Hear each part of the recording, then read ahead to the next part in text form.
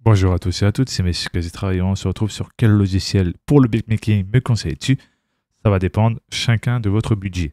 Donc là, je vais vous présenter un logiciel très connu, FL Studio, l'édition Producer, donc qui peut être très intéressant pour seulement 249 euros. Voilà, je vous donne un petit peu les détails dans la description de ce que ça dit. Ça peut être bien et surtout avec des VST, avec cette édition. Et de plugins intéressantes, d'après ce que je sais. Et surtout aussi que c'est un très bon logiciel qu'il faut bien évidemment quelques temps d'adaptation avant de bien pouvoir le maîtriser. Mais tu peux faire quelques, bien évidemment, prods très intéressantes.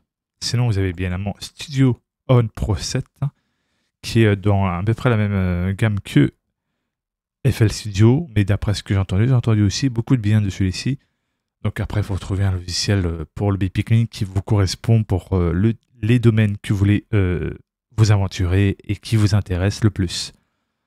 Hop, dans la description, vous avez vraiment le strict minimum en termes d'utilisation, besoin d'Internet pour installation et activation, ça oui. Configuration, que c'est une licence validité limitée, donc il n'y a pas de limite. Activation simultanée 5. Après, c'est tout ce que je sais, mais après, j'ai entendu parler du bien de celui-ci. Sinon, vous avez Cubase Pro 14 qui est bien pour le beatmaking, mais généralement qui est très bien pour de l'enregistrement, pour des ingé-sons, etc. C'est très intéressant. Après, bien évidemment, j'ai pas entendu de complications. Peut-être il y en a quelques-uns qui ont un peu galéré, je pense. Après, ça reste à voir selon ce que vous recherchez comme logiciel. Les goûts, les couleurs, différents des uns et des autres. Sinon, il y a Ableton. Donc, c'est un logiciel comme ceci. Bon, l'interface, c'est vrai que pas trop joli.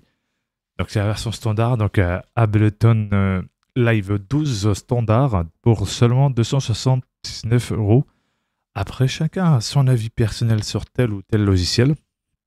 Je suis pas là pour vous forcer à aller sur tel ou tel logiciel. Je fais que des petits conseils. Voilà, pour voir ce que vous recherchez généralement. Mais Ableton Live 12 a l'air plutôt intéressant, malgré qu'il y a une interface assez vieillot et assez bizarre. Mais pour le beatmaking, donc faire du beatmaking dessus, ça a l'air intéressant. Et il y a quelques trucs sympas. J'ai déjà vu une personne utiliser ce logiciel et bien sûr, oui, c'est un peu compliqué au début pour se retrouver, surtout l'interface assez vieillot. Mais je pense que ça peut se faire.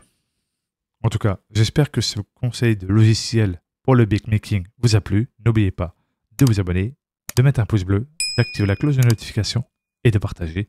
Et on se dit à la prochaine pour les prochaines aventures. Et vous en faites pas, l'aventure de Resident Evil Village continuera. Et il y aura aussi le fameux DLC avec la fille de Ethan Winters. Ça, je vous le promets.